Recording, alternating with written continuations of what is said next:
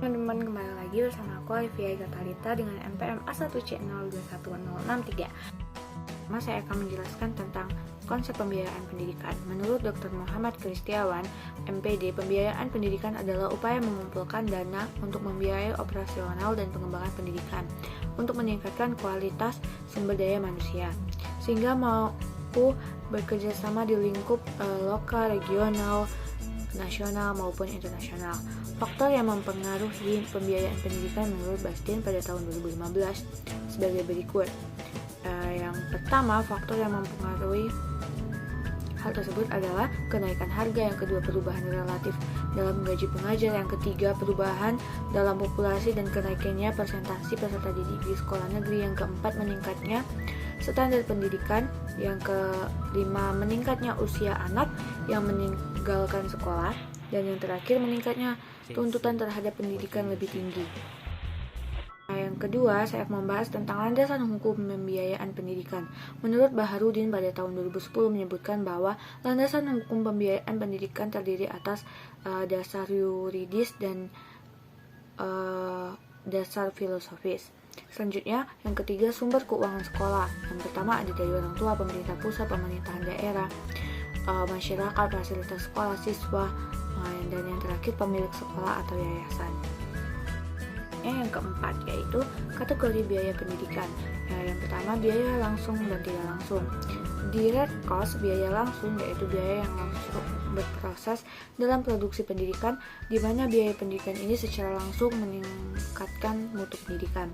Yang kedua, biaya masyarakat dan biaya pribadi. Biaya masyarakat dapat dikatakan sebagai biaya publik, yaitu sejumlah biaya yang harus dibayar oleh masyarakat untuk pendidikan, baik melalui sekolah maupun melalui pajak yang dihimpun oleh pemerintah kemudian digunakan untuk membiayai pendidikan. Selanjutnya, yang kelima, pendekatan biaya satuan pendidikan. Yang A, pendekatan makro. Pendekatan makro mendasarkan perhitungan pada keseluruhan jumlah pengeluaran pendidikan yang diterima dari berbagai sumber dana, kemudian dibagi jumlah peserta didik, itu menurut Pata pada tahun 2009. Selanjutnya, pendekatan mikro. Pendekatan mikro mendasarkan perhitungan biaya berdasarkan alokasi pengeluaran per komponen pendidikan yang digunakan oleh pendidik. Yang keenam yaitu fungsi pembiayaan pendidikan. Menurut Baharudin pada tahun 2010, fungsi pembiayaan pendidikan yaitu sebagai berikut.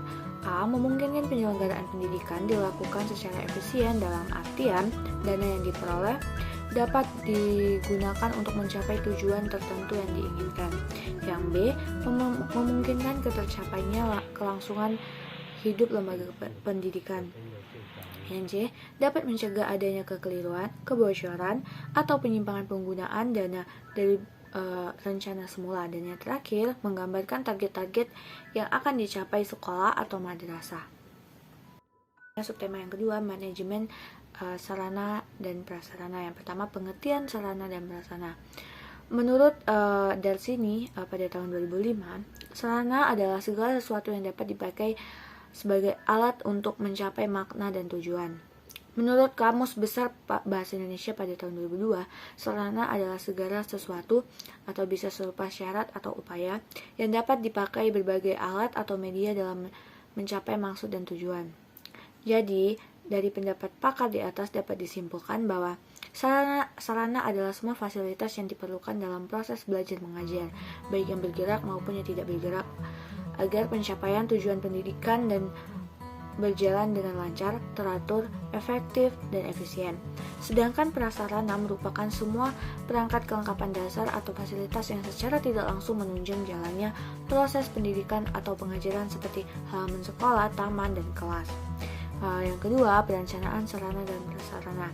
Menurut Terry dan Crue pada tahun 2005, perencanaan adalah menetapkan pekerjaan yang akan dilaksanakan untuk mencapai tujuan yang digariskan. Dwiantara dan Sumanto pada tahun 2004 mengemukakan bahwa perencanaan adalah merupakan kegiatan pemikiran, penelitian, perhitungan, dan perumusan tindakan-tindakan yang akan dilakukan di masa yang akan datang, baik berkaitan dengan kegiatan-kegiatan operasional dalam pengadaan, pengelolaan, penggunaan, pengorganisasian maupun pengendalian sarana dan prasarana. Selanjutnya yang ketiga, tujuan dan manfaat perencanaan sarana dan prasarana. Pada dasarnya, tujuan diadakan perencanaan sarana dan prasarana yaitu satu, untuk menghindari terjadinya kesalahan atau kegagalan yang tidak diinginkan, dan yang kedua, untuk meningkatkan efektivitas dan efisien dalam pelaksanaannya. Manfaat yang diadakannya perencanaan sarana dan prasarana yaitu yang pertama, dapat membantu dalam menentukan tujuan, yang kedua, meletakkan dasar-dasar dan menentukan langkah-langkah yang akan dilakukan, yang ketiga, menghilangkan ketidakpastian, dan yang terakhir, dapat dijadikan sebagai suatu pedoman atau dasar untuk melakukan pengawasan, pengendalian, dan bahkan juga penilaian agar nantinya kegiatan dapat berjalan secara efektif dan efisien. Selanjutnya yang keempat, persyaratan perencanaan sarana dan prasarana. Menurut Mulyasa pada tahun 2005, persyaratan perencanaan sarana dan prasarana yaitu sebagai berikut. Yang pertama, perencanaan pengadaan sarana dan pendidikan persekolahan harus dipandang sebagai bagian integral dari usaha peningkatan kualitas proses belajar mengajar. Yang kedua, perencanaan harus jelas. Yang ketiga, berdasar atas kesepakatan dan keputusan bersama dengan pihak-pihak yang terlibat dalam perencanaan. Yang keempat, mengikuti pedoman atau standar jenis, kuantitas, dan kualitas sesuai dengan skala prioritas. Selanjutnya, mengikuti prosedur yang berlaku. Selanjutnya, mengikut sertakan unsur orang tua murid. Yang selanjutnya, fleksibel dan menyesuaikan dengan keadaan, perubahan situasi dan kondisi yang tidak disangka-sangka. Dan yang terakhir, dapat didasarkan pada jangka pendek 1 tahun, jangka menengah 4-5 tahun, jangka panjang 5-15 tahun. Selanjutnya, perencanaan pengadaan barang bergerak dan barang tidak bergerak. Yang pertama, barang bergerak, barang seperti barang habis dipakai. Yang kedua, barang tidak habis dipakai. Yang ketiga, barang tidak bergerak seperti tanah dan bangunan. Selanjutnya, pengadaan sarana dan prasarana. Cara-cara pengadaan sarana dan prasarana menurut Barnawi pada tahun 2015 adalah sebagai berikut. Yang pertama, pembelian, pembuatan sendiri, penerimaan hibah, penukaran, pendaularan, yang pinjaman, dan penyewaan. Yang materi ketujuh yaitu inventarisasi sarana dan prasarana. Inventarisasi berasal dari kata inventaris dari bahasa Latin yaitu inventarium yang berarti daftar barang-barang, bahan, dan sebagainya. Tujuan inventarisasi sarana dan prasarana menurut Barnawi pada tahun 2015 adalah sebagai berikut. Yang pertama, untuk menjaga dan menciptakan tertib administrasi sarana dan prasarana yang dimiliki oleh suatu sekolah. Yang kedua, untuk menghemat keuangan baik sekolah dalam pengadaan maupun untuk pemeliharaan dan penghapusan sarana dan prasarana sekolah. Yang ketiga, sebagai bahan atau pedoman untuk menghitung kekayaan suatu sekolah dalam bentuk material yang dapat dinilai dengan uang. Selanjutnya, untuk memudahkan pengawasan dan pengendalian sarana dan prasarana yang dimiliki oleh suatu sekolah.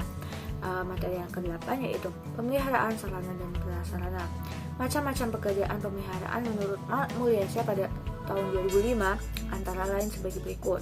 Yang pertama, perawatan terus-menerus. Yang kedua, perawatan berkala. Yang ketiga, perawatan darurat. Yang keempat, perawatan preventif. Materi selanjutnya yaitu penghapusan sarana dan prasarana.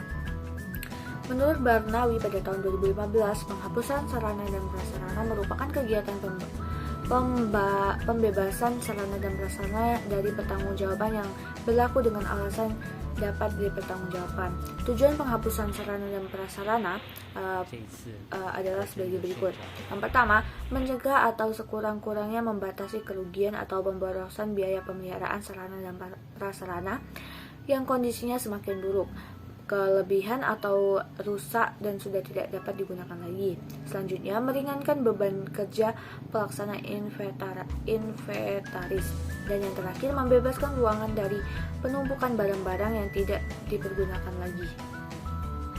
Tadi penjelasan saya tentang manajemen pembiayaan sarana dan prasarana. Semoga bermanfaat. Terima kasih. Wassalamualaikum warahmatullahi wabarakatuh.